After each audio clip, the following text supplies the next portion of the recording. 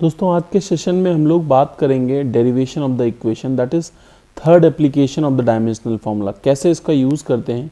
Generally question दिया होता है कि if mass of the body, like एक कोई हमें इक्वेशन दी होगी, क्वेश्चन दिया होगा जिसमें पूछा होगा कि डेराइव करना है एक्सप्रेशन। लेट्स से क्वेश्चन ने बोला है, मैं बोल रहा हूँ, आप सुनेंगे बस, कि mass of the body force of the body depends upon, in general यही चीज़ बोलता है क्वेश्चन में, force of the body depends upon mass, velocity and distance। ऐसा क्वेश्चन बोलेगा आपको, क्वेश्चन मतलब लैंग्वेज यही लिखी होती है, force of the body depends upon mass, velocity and distance। फिर वो बोलेगा deduce the expression for force। वो बोलेगा कि आप फोर्स के लिए एक्सप्रेशन का डेरिवेशन करो। जनरली इसी के ऊपर बेस्ड क्वेश्चन बनते हैं, इसके ऊपर ढेरों क्वेश्चन बनेंगे, मैं आपको बताऊंगा बाद में। फिलहाल कंसेप्ट को सीखते हैं कैसे हमें करना है। क्वेश्चन क्या कह रहा है, force depends upon mass, velocity and distance. कुछ नहीं करना, सीधे आपको लिखना है। इसको सॉल्व कैसे करना है, सीधे आपको लिखना है कि फोर्स हमारा डिपेंड करता है मास के ऊपर, वेलोसिटी के ऊपर, डिस्टेंस के ऊपर, और हमें फोर्स के लिए एक्सप्रेशन डेराइव करना है। हाँ जी, तो बेसिकली फर्स्ट थिंग, पहले इक्वेशन आप ऐसे लिखेंगे, तीनों जिसके ऊपर डिपेंड करता है उसके पावर में आप तीन वेरिएबल्स ले लेंगे, ए बी सी या X Y Z, it depends upon your condition, आप कुछ भी ले सकते हैं। खैर, तो फोर्स डिपेंड करता है मास की पावर ए, वेलोसिटी की पावर वी, डिस्टेंस की पावर सी। यहाँ पे फिजिक्स का एक रूल है, प्रोपोर्शनलिटी साइन हटा के इज इक्वल टू लगाएंगे तो कांस्टेंट लगाएंगे, एम की पावर ए, वी की पावर वी, डी की पावर सी। ओके, अब सबका डायमेंशनल फॉर्मूला हमें पुट करना है। डायमेंशनल फॉर्मूला कैसे लिखना है आपको पहले वीडियोज़ में मैं सिखा चुका हूँ। फोर्स की यूनिट क्या होती है सर, फोर्स की यूनिट न्यूटन होती है, जिसको हम kg मीटर पर सेकंड स्क्वायर भी लिख सकते हैं। तो इसका डायमेंशनल फॉर्मूला क्या हो जाएगा, m1 l1 t-2। ओके, मास का डायमेंशनल फॉर्मूला क्या हो जाएगा, मास की यूनिट होगी kg, तो ये हो जाएगा m1 l0 t0। Okay, velocity की यूनिट क्या होगी, वेलोसिटी की यूनिट होगी मीटर पर सेकंड, जिसको आप ms की power -1, that is become m0 l1 t-1 लिखेंगे। Same in the same manner distance को आप क्या लिखेंगे, डिस्टेंस की यूनिट मीटर होती है। प्रॉपरली लिख के एग्जाम में बच्चों दिखाना पड़ेगा। ये बेसिकली मैं ये टॉपिक सिर्फ एग्जाम्स, स्कूल एग्जाम्स के पॉइंट ऑफ व्यू से बता रहा हूँ आपको। तो इसका डायमेंशनल फॉर्मूला क्या हो जाएगा, that will become m0 l1 t0, this will be the condition. Okay, अब क्या होगा सर, इसके बाद बच्चों हमें कुछ नहीं करना, हमें इस इक्वेशन में फोर्स का के कांस्टेंट है, इसका डायमेंशन लेस है, इसको हम बात नहीं करेंगे।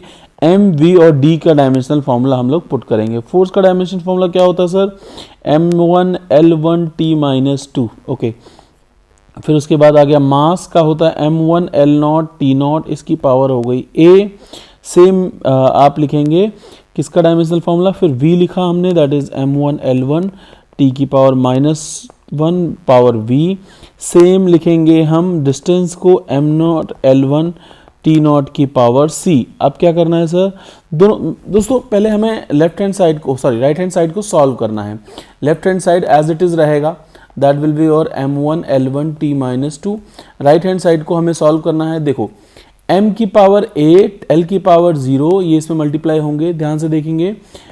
सेम ये इसमें मल्टीप्लाई होगा, तो हम लोग लिखेंगे m की power a l0 t0, same m की power 0 lb t-b, same m0 lc t0। Okay, अब क्या करना है सर, अब दोस्तों देखो, m की पावर यहाँ पे तीनों m की पावर को हमें ऐड करना है सीधे।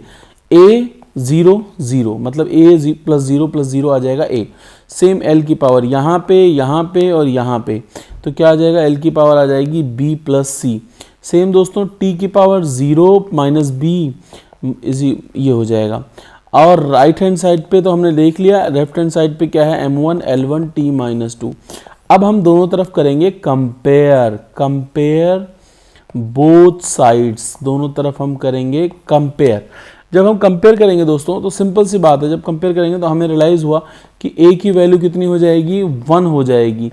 लेफ्ट हैंड साइड और राइट हैंड साइड को कंपेयर करेंगे तो a की वैल्यू कितनी हो जाएगी, a की वैल्यू आपकी हो जाएगी 1।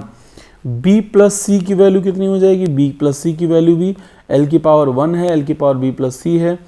t की वैल्यू पावर क्या हो जाएगी, minus b is equal to हो जाएगा -2, तो कैंसिल हो गया, b की वैल्यू आपकी आ गई 2।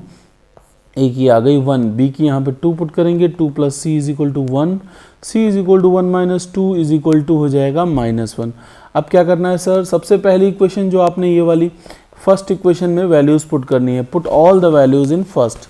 तो हम फर्स्ट में पुट करेंगे put values in equation first equation में। तो हमारे पास इक्वेशन क्या आ जाएगी, f इज इक्वल टू के, m की पावर था a की वैल्यू आपने निकाली 1, v की वैल्यू निकाली आपने, v की पावर थी v की पावर थी 2 और c की पावर d की पावर थी -1 हो जाएगा।